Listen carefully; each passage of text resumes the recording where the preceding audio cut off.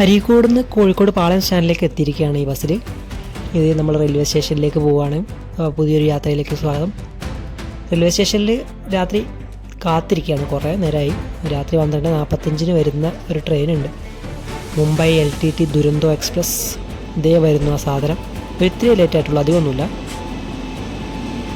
ടിക്കറ്റൊക്കെ കുറേ കാലേ കൂട്ടി ബുക്ക് ചെയ്തത് കാരണം അപ്പർ ബർത്ത് തന്നെ കിട്ടി. ഇനിയിപ്പോൾ ഏതായാലും നാളെ 12 മണി വരെ കിടന്നുറങ്ങാമെന്ന് വിചാരിക്കുന്നു. യാത്രയിൽ പൊതുവെ ഉറക്കം കുറച്ച് കഷ്ടപ്പാട് തന്നെയാണ്. പിന്നെ വണ്ടി ഇങ്ങനെ ഇടയ്ക്കും തിരക്കൊക്കെ നിർത്തി പോയതുകൊണ്ട് ഇടയ്ക്ക് കാഴ്ചയൊക്കെ കണ്ട് ഇങ്ങനെ കാഴ്ച കാണുന്നതിൻ്റെ അസ്കിതകളുണ്ട്. അങ്ങനെയൊക്കെ അങ്ങനെ നീണ്ടുപോയി. നല്ല അടിപൊളി വ്യൂ അല്ലേ. ഒരു പുഴവൻ്റെ കുറുകെയുള്ള പാലം ക്രോസ് ചെയ്യാണ്. നമ്മുടെ കൊങ്കൺ റൂട്ടിലൂടെയാണ് യാത്ര. കൊങ്കണിൽ നമുക്കിങ്ങനെ ആസ്വദിക്കാൻ പറ്റിയ ഒരുപാട് നല്ല കാഴ്ചകളുണ്ട്. അതുപോലെ തന്നെ നമ്മൾ ബോറടിപ്പിക്കുന്ന ഒരുപാട് തുരങ്കങ്ങളുമുണ്ട്. എറണാകുളം ജംഗ്ഷനിൽ രാത്രി 9:30 സ്റ്റാർട്ട് ചെയ്ത് പിറ്റേ ദിവസം വൈകിട്ട് 7 മണിക്ക് മുംബൈ ലോക്മാന്യ തിലക് ടെർമിനസ് മുംബൈ LTTയിലെത്തുന്ന ട്രെയിനാണ് മുംബൈ LTT ദുരന്തോ എക്സ്പ്രസ്. ആഴ്ചയിൽ 2 ദിവസം മാത്രമേ ഈ ട്രെയിനുള്ളൂ, തിങ്കളും വ്യാഴവും. നമ്മൾ പോകുന്നത് തിങ്കളാഴ്ചയാണ്. ദുരന്തം എന്നുള്ള പേര് കേട്ടാൽ പേടിക്കേണ്ട, ഇത് അത്ര ദുരന്തമൊന്നുമല്ല. അത്യാവശ്യം വലിയ കുഴപ്പമില്ലാത്ത രീതിയിലുള്ള നീറ്റ്നെസ്സും കാര്യങ്ങളൊക്കെ ഉണ്ട്. കുറച്ച് പ്രീമിയം ആയിട്ടുള്ളൊരു ട്രെയിനാണെന്ന് പറയാം. സ്റ്റോപ്പുകളൊക്കെ വളരെ കുറവാണ്. എറണാകുളം ജംഗ്ഷൻ വിട്ടാൽ പിന്നെ കോഴിക്കോട്, മാംഗ്ലൂർ, മഡ്ഗാവൺ, രത്നഗിരി, പൻവേൽ, പിന്നെ മുംബൈ LTT, ഇത്രയാണ് ഇതിൻ്റെ സ്റ്റോപ്പുകൾ. അതുകൊണ്ട് തന്നെ മറ്റ് സൂപ്പർ ഫാസ്റ്റ് ട്രെയിനുകളെ അപേക്ഷിച്ച് ഒരിത്തിരി ടിക്കറ്റ് റേറ്റ് കൂടുതലാണ് ഇതിൽ.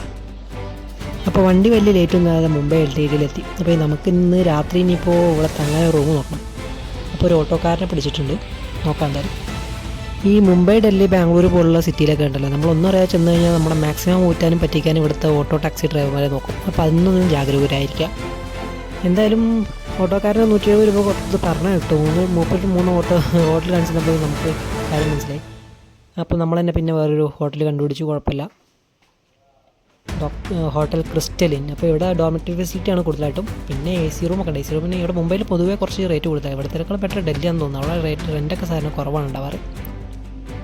നമ്മൾ 3 പേരുണ്ട്. അപ്പോൾ 3 പേർക്കും കൂടി ഒരു നോൺ AC റൂം എടുത്തിട്ടുണ്ട്, 2000 രൂപ. ഇതാണ് കേട്ടോ ഇവിടുത്തെ ഡോമിറ്ററി ഫെസിലിറ്റിയൊക്കെ. കൊള്ളാൻ, കുഴപ്പമില്ല. ഇവിടുത്തെ എയർപോർട്ടിലേക്കൊക്കെ പോകുന്നവർക്ക് കുറച്ചുകൂടി കൺവീനിയൻ്റ് ആയിട്ടുള്ളൊരു ഏരിയ തന്നെയാണ്. പിന്നെ ഫ്രീ വൈഫൈ ഒക്കെ അവൈലബിൾ ആണ്. ഇതാണ് ഹോട്ടലിൻ്റെ മുൻവശം. ഇതൊരു പെയ്ഡ് പ്രൊമോഷനൊന്നുമല്ല കേട്ടോ. രാവിലെ തന്നെ എണീറ്റ് റാപ്പിഡോയിൽ ഒരു ഓട്ടോറിക്ഷയും ബുക്ക് ചെയ്ത് നമ്മളിതാ കുറച്ച് കിലോമീറ്റർ അപ്പുറത്തുള്ള കുറച്ച് സൗത്ത് ഇന്ത്യൻ ഫുഡുകൾ അവൈലബിൾ ആയിട്ടുള്ള റെസ്റ്റോറൻറ്റ് തിരഞ്ഞു പോവാണ്. ഏരിയയൊക്കെ മനസ്സിലായിട്ടുണ്ട്. അപ്പോൾ നമ്മൾ റാപ്പിഡോയിൽ ലൊക്കേഷൻ വെച്ച് അങ്ങനെ പോവാണ്. പോകുന്ന വഴിക്ക് നല്ലൊരു മാർക്കറ്റൊക്കെ കാണാം.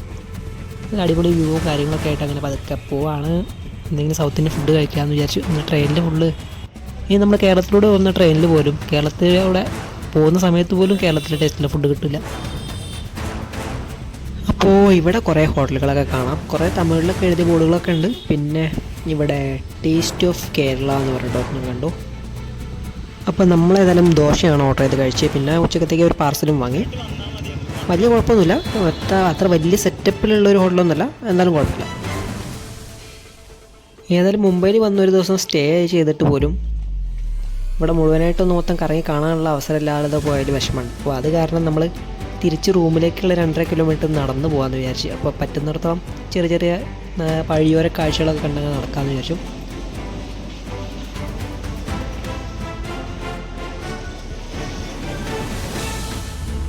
ശേഷം ഫുഡൊക്കെ കഴിച്ച് ഫുള്ള് റെസ്റ്റ് ആയിരുന്നു. രാത്രിയപ്പോൾ നമ്മളിതേ ഒരു ഓട്ടോ പിടിച്ച് നേരെ മുംബൈ എയർപോർട്ടിലേക്ക് പോവാണ്. ഓട്ടോയ്ക്ക് റൂമിൻ്റെ അടുത്ത് നിന്ന് 90 രൂപയാണ് റാപ്പിഡോയിൽ കാണിച്ചത്. പിന്നെ ബയ്യ നമ്മളോട് 120 ചോദിച്ചപ്പോൾ കൊടുക്കാമെന്ന് വിചാരിച്ച് ഇങ്ങനെ പോകുന്നു. ഇനിയിപ്പോൾ അതിന് വേണ്ടി പ്രത്യേകിച്ച് ഓട്ടോസ് ഒക്കെ കിട്ടുന്നിടത്തുനിന്ന് തന്നെ ഗ്രൂപ്പ് രൂപയ്ക്ക് വേണ്ടി റാപ്പിഡോ ബുക്ക് ചെയ്യണ്ടല്ലോ വിചാരിച്ചു.